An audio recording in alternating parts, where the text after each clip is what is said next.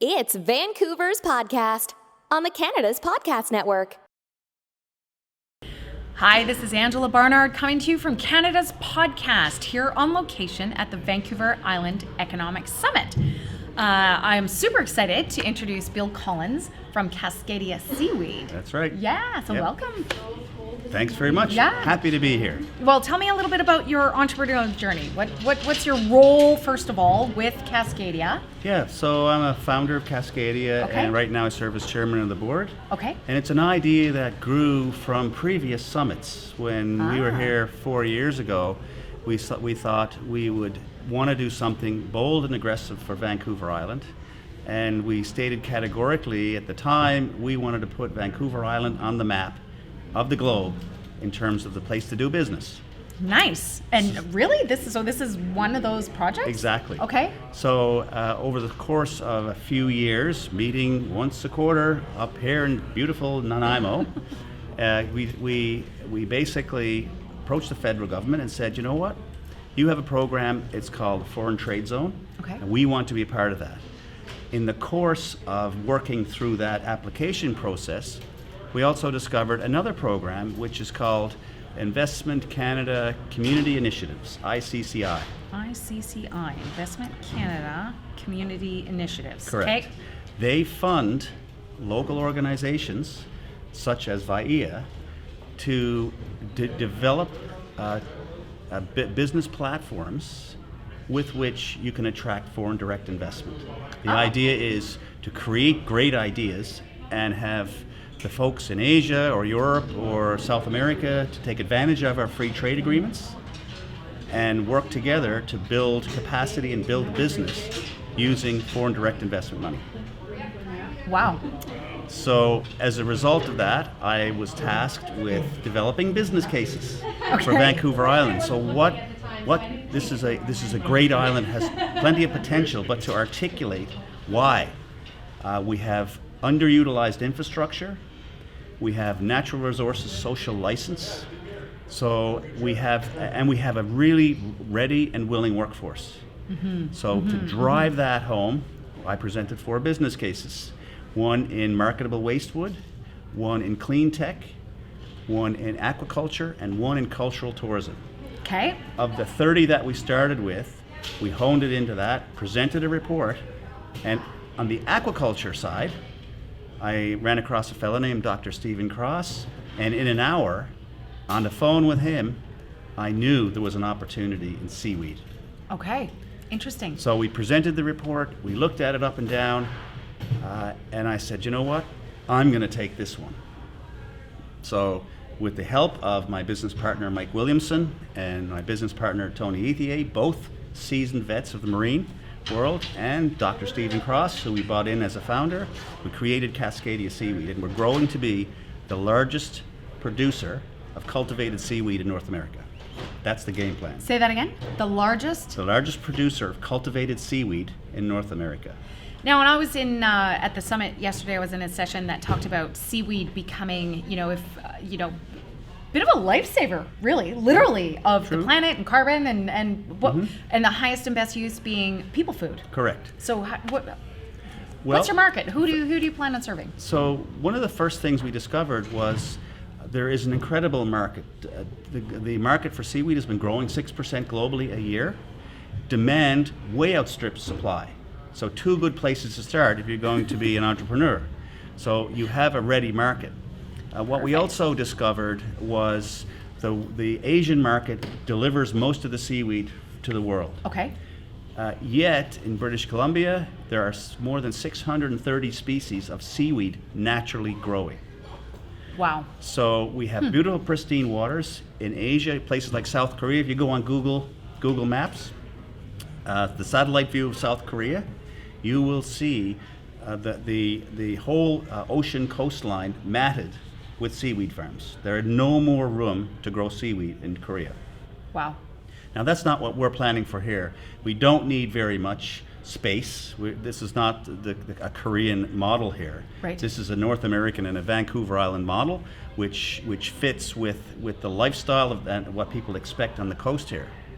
But even a small amount of seaweed does a number of wonderful things. It feeds people, The World Bank predicts by 2034, 10% of the food mass to feed the planet will come from ocean greens. How much? 10%. 10%. Yeah. Wow. Super high protein content. So that's 1 billion people. Wow. There's As not we march- there's not 1 billion people in Canada, just saying. As we march towards a population of 10 billion. Wow. So we're not talking small change. Okay. And so we can take advantage of the fact that we have beautiful waters. Now, the first thing we have a tumultuous history with our coast. We've been catching wild-caught fish for many years. That's plateaued. There's a significant debate about the environmental validity of aquaculture. Okay. In a sustainable way, you mean? Correct. Yeah. Yep. Although there is no question, aquaculture will feed the world because caught fisheries is plateaued. We're not taking any more fish out of the water in the cod industry. So when we looked at seaweed, a lot of the plant sloughs off during the growth cycle. Okay. So it sequesters, it hauls CO2 out of the water, which in turn hauls CO2 out of the air. And a lot of the plant sloughs off during the growth cycle. So you're actually you're sequestering carbon as those leafy materials fall to the seabed. It forms habitat for the beasts living in and on the sediment, and it eventually ends up in the deep ocean as sequestered carbon. So it will be eventually available for carbon offsets, for example, because it is not just a sustainable industry, it is a climate positive industry. Wow, fantastic. With really no negative effects. It sequesters nutrients. So as we grow the business out, we will also become the experts in growing. So if there's embayments that are particularly troubled because maybe farm practices have over-nutrified the water, you grow seaweed there, and the seaweed will absorb all the excess nutrients. So tell me about you're in startup mode. Very right much now. so, yeah. So how far in are you? So we incorporated in June. This year? Yes. We've just finished the seed round of investors. Okay. Raised $500,000. Okay. Family and friends. Yes. And next week, we've ordered all the farm bits. So what is a farm bit? It looks like a rope ladder, 250 meters high by 40 meters wide. Okay. And each rung is a growth line. So you turn that flat on its side and you anchor it on the bottom and tension it with floats. And it's your growth farm. And where are you going to farm first? So we're going to farm first. We have developed in the course of the last 6 months a most excellent relationship with Nachalnath Seafoods Limited Partnership, who are owned by 5 First Nations. Wow, fantastic. It is a great relationship. They're helping us communicate to the First Nations in the areas that we want to grow, and they've tread the ground before us to become really an active business. They want to grow. We're looking for partners on the ground because ultimately, Cascadia Seaweeds wants to hold the brand and make it sacrosanct. BC grown, beautiful seaweed. We want to hold that brand sacrosanct. We want to develop the markets and the verticals, so we'll handle all of that. We would like to get coastal First Nations and coastal peoples in general back on the water. We will provide the seed. They will plant it, monitoring it, and harvesting it, and we will pay for that product. So we'll be the central repository of that. Wow, fantastic. And it's like a hub and spoke model or a sharecropping model. Yeah. Without the negative connotations, because it gets people back on the water, it puts more money, generates wealth, and we believe it could be $1 billion industry for this coast. And it allows people to stay in their communities. Exactly. Working in their communities. Doing things they've always, loved doing is being on the water. Absolutely. Yeah. Fantastic. So a little bit about, the biodiversity of Vancouver Island specifically. So you said we're not going to be the, was it Korea? The Korean model? Yeah. So what is the ideal model here? Yeah. What makes us unique? So what makes us unique, first of all, is, as I mentioned, pristine waters. Okay. But well-circulated pristine waters. We get that North Pacific gyre. And while, yes, you can talk about plastics in the ocean, a very serious problem that has to be dealt with, really there's no impact in seaweed farming from that, at least at the moment. There's going to be challenges. There's going to be climate change, which means there's going to be more freshwater runoff, which seaweed cannot tolerate. Okay. temperature of the ocean is going to change, so we have to continuously put the R&D in place to know that we're having cultivars that may be a little bit more temperature tolerant. Right. Because while the coastal zone may or may not be able to adapt to a changing climate, the Earth is adapting for many years. The rate of change is huge. It's definitely artificial. So we need to help Mother Nature by growing more seaweed that's going to be more tolerant of temperature, because it is part of the true ecosystem of our ocean communities. And the actual business of Cascadia, where are you located? Where? Yep. So we're headquartered in Sydney, which is on the south part of the island. Vancouver Island, BC, yep. Yeah. Our first farms are going in off of Banfield. Okay, So, which is right as far west as it gets, really, in Canada, yeah. right? It's exposed to the open ocean, which is beautiful. All those lovely nutrients passing by the I went to product. Banfield as a 14-year-old kid for marine biology camp from it was- Alberta, right? Yeah, so Like, you would Yeah, I have know you where- would have been to the marine station. Gotcha, So yeah. we're partnering with the marine station. Okay. We have our seed facility there, Yeah. and hopefully we'll entice researchers to come in and want to explore cultivars, want to know more. There's still species of seaweed that have yet to have a Latin name, for example. Wow, undiscovered yet. Yeah. So Fantastic. the closest port of entry, the major port, is Port Alberni. Okay. So we are building our seaweed farm there. So we've leased a local high school for a week, and we're getting our anchors and our floats, and we're going to do rope splicing 101, and then we'll put it all on a big ocean barge. Okay. And we'll bring it out to the site. And at the first part of midweek in November, we're going to put it in the water, and then we go with our seed at the before the winter equinox. Must be planted. When is that? So December 21st. Wow. So we're moving pretty quickly Yeah. on this project. So from 0 to full speed, 2 hectares and 90 tons of seaweed, beautiful kelp coming off our production within a year. Smart, fast, awesome. The reason we Results. believe it really hasn't caught on yet in North America, which is, well, why hasn't it been done before? Okay. It's such a great idea. A couple of reasons. First of all, there's such an acute awareness over the last 10 years of things like climate change, population growth, food security. It really puts a finer point on creating the right market conditions to bring this to market. Secondly, we've pushed very hard to understand North American tastes.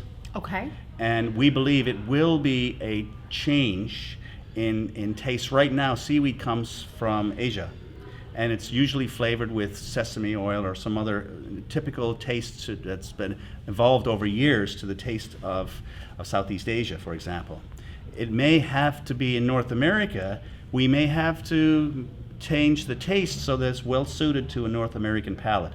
Then we're likely to see, bigger uptake. I'm imagining a seaweed tasting event as a regular thing. Well, there's companies that do it now on a very small scale. Right. And I think this is the big differentiator for us. We set out to be no less than 100 hectares, so no less than 4,500 tons a year.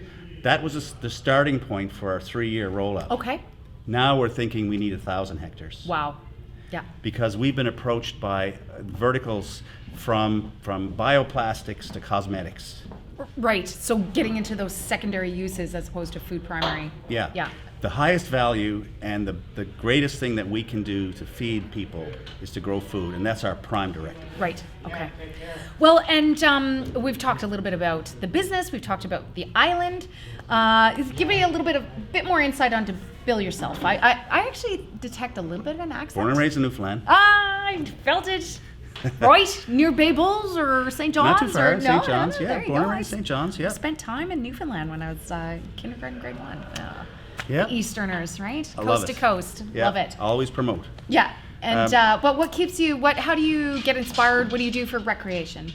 Play music. I'm in a band. Ah. Old Black Rum. You can catch us at Mary's Blue Moon Cafe on a Saturday night in Sydney. Once a month towards the end of the month. Yeah. So a little bit of a creative outlet. What's your yeah. jam? Are you the singer, the songwriter, all the the instrument? above. Yeah, we got a great band, and my wife's the singer. I'm the writer and performer, and what a great laugh we have. And you tour? We used to go to into Victoria. That's a good 30 kilometers away. We played once at the Fire Hall in Banfield, but that was bring your own party. Okay. Which we did. So that's really what I do in my spare time. For your leisure. Yeah, and And do you have family here now? Yeah. Yeah. My wife is in Sydney. My son works for another company that I own, which is a completely different business. And I hope he's going to come to work for Cascadia Seaweed because fantastic. he's got things to do. We all have things to do. And I have a daughter who's punk rock band in Montreal. She's been a musician, and now she's just finished school.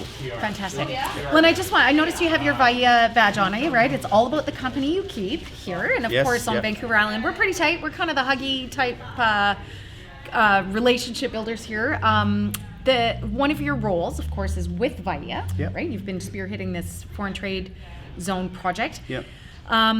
You have a big, hairy, audacious goal, which is to make Vancouver Island a business center. Can you give us a little bit of idea on the actual, what it means from a layman's perspective on Vancouver Island now being designated a foreign trade zone? Yeah, the simple answer is if you don't scream loud enough, you're not going to be heard. And we... Exactly. Pretty good. I mean, Thanks, they're going to be coming. Yeah, pretty good. Yeah. And so we needed to take a stand. We have such an incredible competitive advantage. We have underutilized, as I mentioned, underutilized infrastructure, excellent jurisdiction with municipal governments and provincial governments and federal government that really want to help promote export.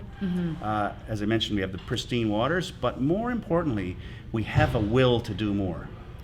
And so when we're working, we all have our silos because we all run individual businesses and we have our lives to run. But what about collectively, we said, if we could find a way to stick our hand up and say, by the way, we're not only a great place to live and work, but we are also really keen on export. And we're really enthusiastic. And we have a workforce that's well educated and can back it up. So for us, it was an attempt to stand up, stick our hand up, and say, we're here to the world.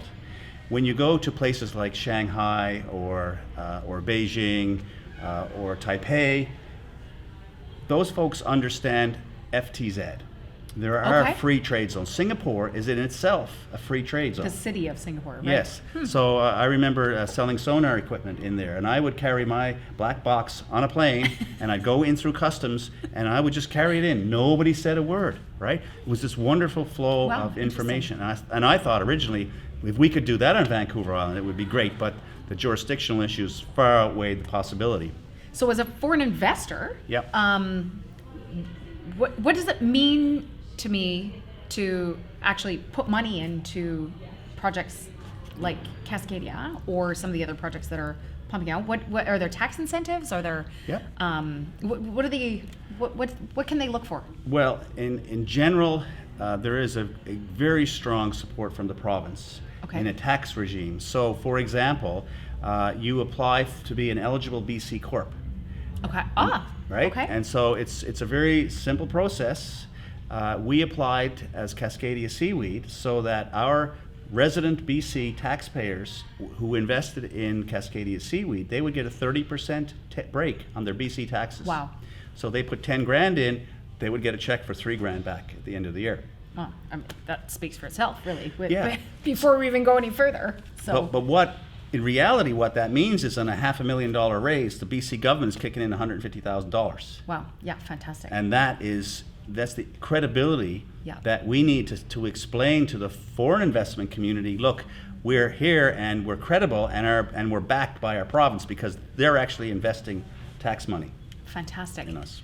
Well, and Bill, is there anything from wearing the Cascadia hat that you would like to jump in and share with us? Yeah, we want to put people back to work. Okay. We want to not that employment is a big issue. We're at the effective employment rate here, so we're not going to solve a jobs problem. What we are going to solve is a redistribution of jobs.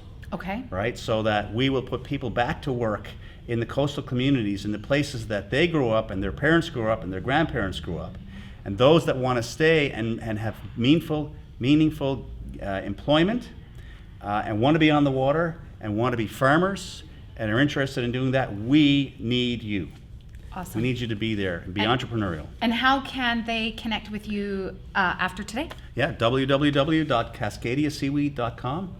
That's our website, or info@cascadiaseaweed.com. Drop us a line. We're looking for farmers.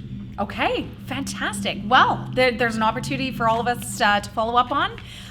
Thanks again. That was awesome, Bill. It was so much great insight on not only what's going on with Cascadia, but the Vancouver Island economy as a whole.